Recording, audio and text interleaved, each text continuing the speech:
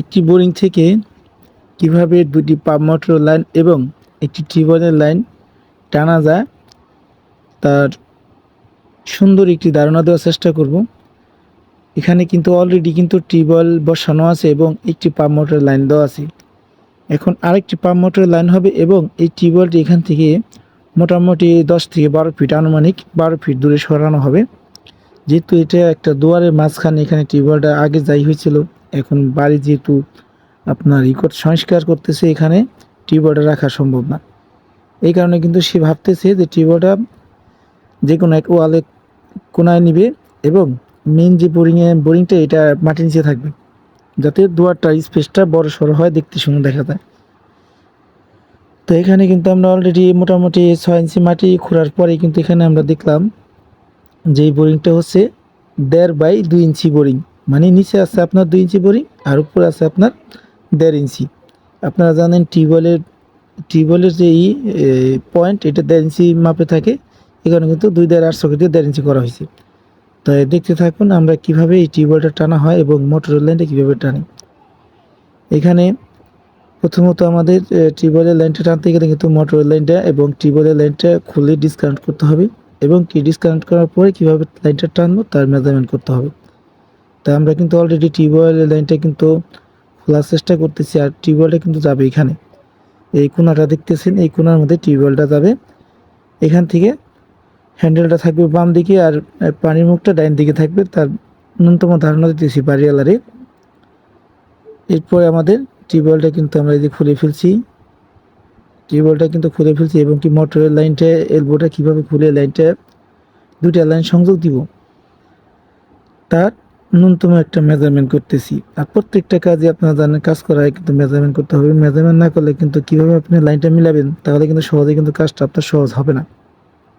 যাই হোক, আমরাও সেরকম একটা মেজারমেন্ট কিন্তু করছি যে কীভাবে লাইনটা টানবো এবং কী কী ফিটিংস লাগাবো।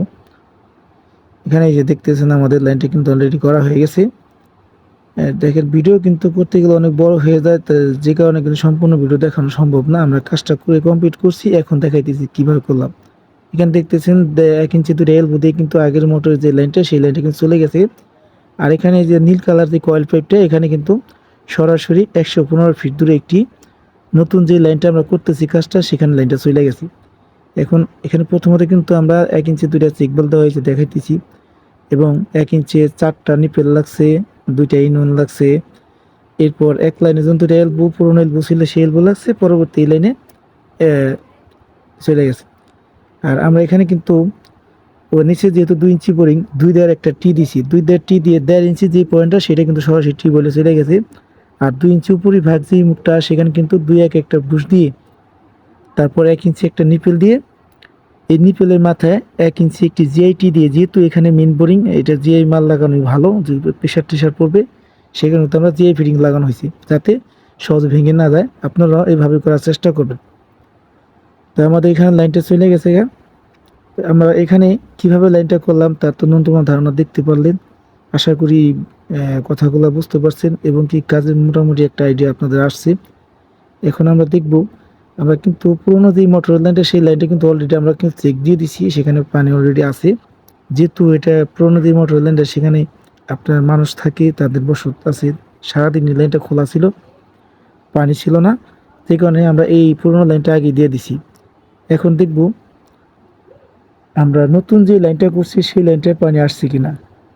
আমাদের অলরেডি কিন্তু পাম্প মোটর চালু আছে, তো এখন দেখবো, ওয়ান প্লাগ খুলে দেখবো যে পানি আসছে কিনা। যেহেতু একটু দূরে লাইনটা, 115 ফিটের মতো দূরে, হ্যাঁ আমাদের মোটর লাইনে পানি কিন্তু চলে আসছে। তবে মোটরের লাইন যদি বেশি দূরে থাকে, অবশ্যই কিন্তু মোটরের যে পাইপটা, এই ইনপুট লাইনটা, এটা কিন্তু অবশ্যই পানি দিয়ে ভরে প্লাগ করে নেবেন, তাহলে কিন্তু সহজেই মোটরের পানিটা টেনে ধরবে, পানিটা চলে আসবে।